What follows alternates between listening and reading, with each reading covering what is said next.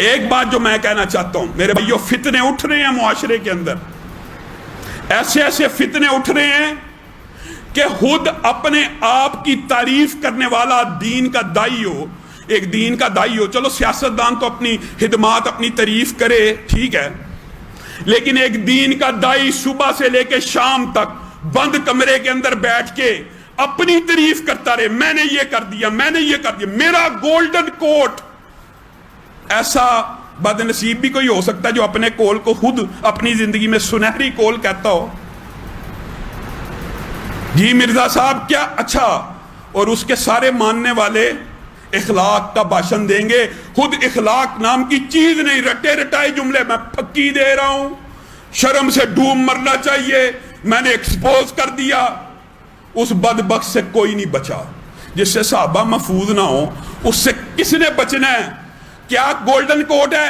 اگر قادیانی ہمیں کافر نہ کہیں، اگر قادیانی ہمیں کافر نہ کہیں، ہم بھی ان کو کافر نہیں کہتے، یہ میرا گولڈن کوٹ ہے، میں نے کئی جگہ کہا ہے۔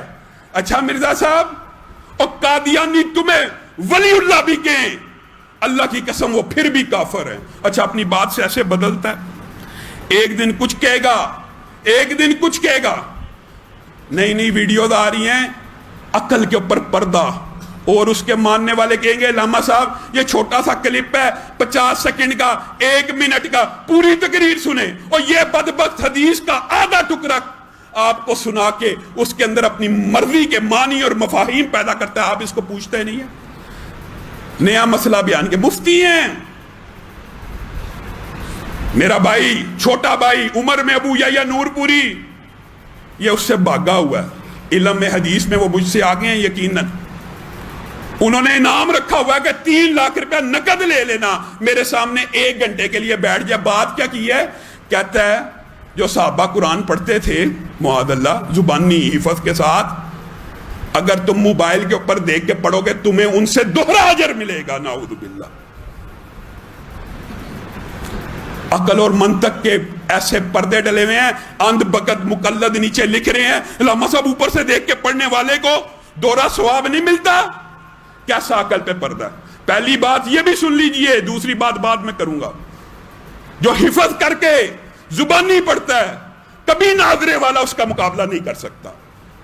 عجیب عقل کے اوپر پڑتا ہے، جس کو زبانی یاد ہے اس نے حفظ کی ہے، اس نے محنت کی ہے، اس کو یاد ہو گیا ہے، وہ زبانی پڑھے گا۔ حفظ والا افضل ہے کہ ناظرے والا؟ پہلی بات یہ بھی غلط۔ دوسری بات ہے تو موازنہ کس کے ساتھ کر رہا ہے؟ بغض صحابہ میں اندھا ہو چکا ہے، بغض صحابہ میں۔ جب بندے کے دل میں صحابہ کا بغض آ جائے نا، وہ اپنی خود اتنا نرگسیت کا شکار آدمی ہے کہ بندہ حیران رہ جاتا ہے، اپنی تعریفیں کرتا رہتا ہے، اپنی میرا گولڈن کوٹ ہے۔ ایک صحابی اگر آدھ ہاتھ گندم اور جو خرچ کرے نا، میں اور آپ اٹھ جائیں، احد پہاڑ 9 کلومیٹر لمبا چوڑا، اس جتنا سونا چاندی ہیرے جواہرات خرچ کر دیں، ہم صحابی کی آدھ ہاتھ کی جو اور گندم کے اجر کو نہیں پہنچ سکتے۔ یہ کہتا ہے اوپر سے دیکھ کے پڑھنے والا صحابہ سے دگنا اجر لے لیتا ہے۔ بغض معاویہ کے اندر رٹی رٹائی 2-4 روایتیں اور باطل فاسد طویلات کے ساتھ لوگوں کو گمراہ کر رہا ہے۔ یہ اللہ کے رسول نے ان کو جنتی کہا تھا، اب آپ خود بتائیں جنتی کے خلاف جو لڑے گا وہ باطل ہوگا۔ یہ فلسفہ کہاں سے آیا؟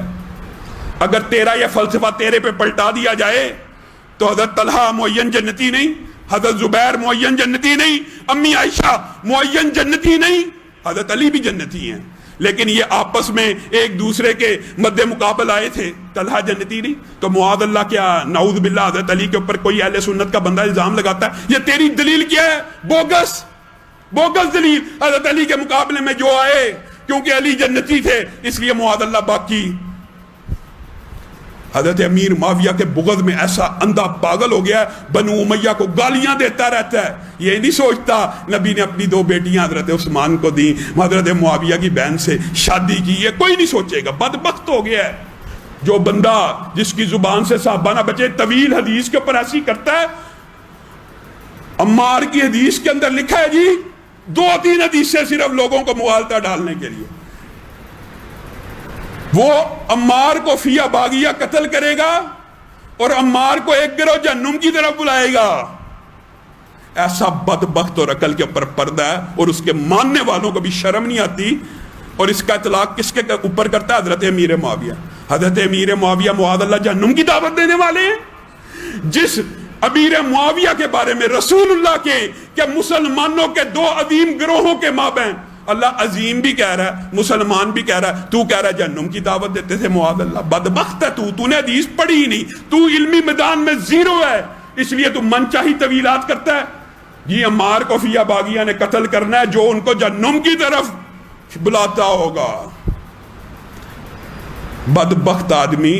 امیر معاویہ وہ ہیں کہ جن کے ہاتھ کے اوپر اہل بیت کے دو عظیم شہزادوں نے، حسن و حسین نے بیعت کر لی، جہنم کی طرف بلانے والے کی بیعت کر لی. کیسا تو نے عقل کے اوپر ایسے ایسے ایسے ایسے. چلو اختلاف ہو جانا بڑی بات نہیں ہوتی، مان لیتے ہیں، لیکن عقل سے بھی پیدل. کہتے ہیں امام ابو حنیفہ سب کے رحمت اللہ علیہ، رحمت اللہ علیہ. امام ابو حنیفہ امام مالک کے پوتا شاگرد ہیں. عقل کے اوپر پردہ ہے کہ نہیں؟ امام محمد کی ملاقات امام مالک سے امام ابو حنیفہ کے فوت ہو جانے کے بعد ہوئی ہے. بس جھوٹ بولی جائے گا، اندھ بگت کہی جائیں گے. جا، اس کا ابو یحییٰ بھائی کہتے ہوتے ہیں یہ مرزا مفرور بیگ ہے، 3 لاکھ روپیہ نقد لے لے، 1 گھنٹہ میرے چھوٹے بھائی کے ساتھ بیٹھ جا، تیری حقیقت کھل جائے گی. نہیں بیٹھنا تو اپنی زبان کو لگام دے دے. اگر مناظرے سے مفرور ہے تو مباہلہ کر لے. حضرت امیر معاویہ صحابی بھی ہیں، جنتی بھی ہیں. حضرت طلحہ صحابی بھی ہیں، جنتی بھی ہیں. حضرت زبیر صحابی بھی ہیں، جنتی بھی ہیں. ابی عائشہ صحابیہ بھی ہیں، جنتی بھی ہیں. اگر تیرے میں ذرہ برابر غیرت ہے تو آپ مجھ سے مباہلہ کر لے کہ میں ثابت کرتا ہوں جو جھوٹا ہے وہ سچے کی زندگی میں مر جائے. آجا مباہلہ کر لیتے. میں کہتا ہوں یہ جنتی ہیں، یہ صحابی ہیں. تو سارا دن صحابہ کے خلاف بولتا رہتا ہے، اسی لیے گھر میں چھپا ہوا، یہ باہر نہیں نکل سکتا. یہ باہر نکلے لوگ اس کو جوتیاں مارے. ایسے ایسے سکالر پیدا ہو گئے ہیں. اللہ رب العزت ہمیں ان فتنوں سے بچنے کی توفیق عنایت فرمائے. قم للصلاة إذا المؤذن كبارا أقبل لربك مسرعا متطهرا دع عنك ما